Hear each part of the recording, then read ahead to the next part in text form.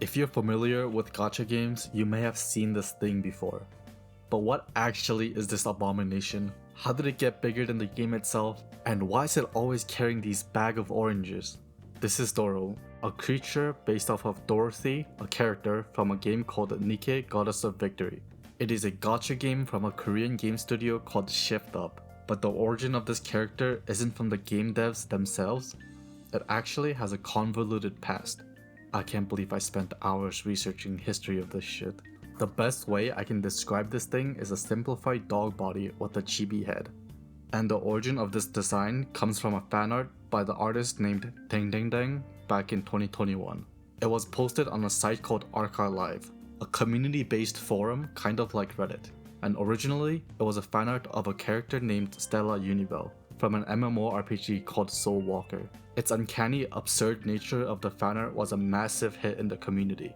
This style spread to other communities and gained more recognition, and in 2023 it reached the Nikke community and the birth of Doro. It wasn't always called Doro, and in fact, in Korea it's actually called Dororong. There isn't an exact moment this name became official, but after many different names, Dororong prevailed. And specifically in the English-speaking countries, they call it Doro. While it is a funny style to make fan art of, it doesn't explain its absurd popularity. There were other characters that used this style in the past. So what makes Doro different? Remember when I said Doro is based off of a character Dorothy? Well, Dorothy in the game has a tragic backstory, and I'm gonna say the obvious, a very eye-catching figure. And well, Doro is the complete opposite of her, despite being the same character. And I think this is one of the main reasons it was able to gain its popularity within the community.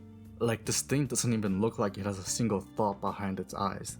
And Doro is often portrayed as this pure thing that doesn't know anything, almost as if it's just living purely off of instincts.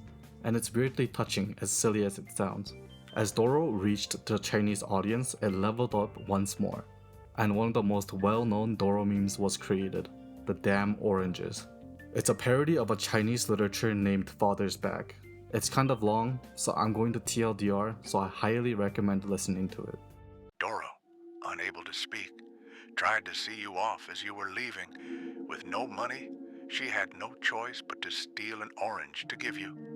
But while hurrying toward you, she stumbled and fell. Without noticing Doro, you boarded the train and left far away. Years later, when you returned, the stream beneath the bridge, Doro's favorite place, had transformed into a grove filled with orange trees, which she had always loved. On the wall nearby was a piece of graffiti, a drawing of you holding Doro in your arms as you boarded the train, just as she must have wished it could have been. And there, lying beneath it all, was Doro's skeleton, her hand still tightly clutching the orange she had once tried to give you, now rotted away with time. Damn, I didn't know it was gonna be this sad when I first started researching about Doro. This parody story basically became the go-to story behind the unofficial reason for her favorite fruit being oranges.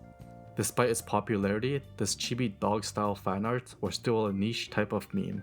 But after Doro, it began spreading rapidly, from things like VTubers to other big gacha games.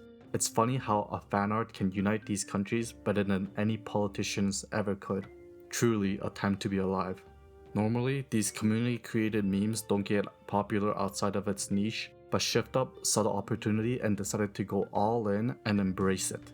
They reached out to the artists and bought the commercial rights to Doro, which was a struggle in itself as the head and the body had two different creators.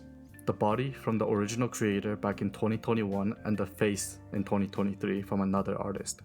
Despite Doro representing the complete opposite of their games, they realized the fans loved it and incorporated it into their games. They went as far as creating huge floats to send around the world, and holding large events in which many people showed up to cosplay as Doro.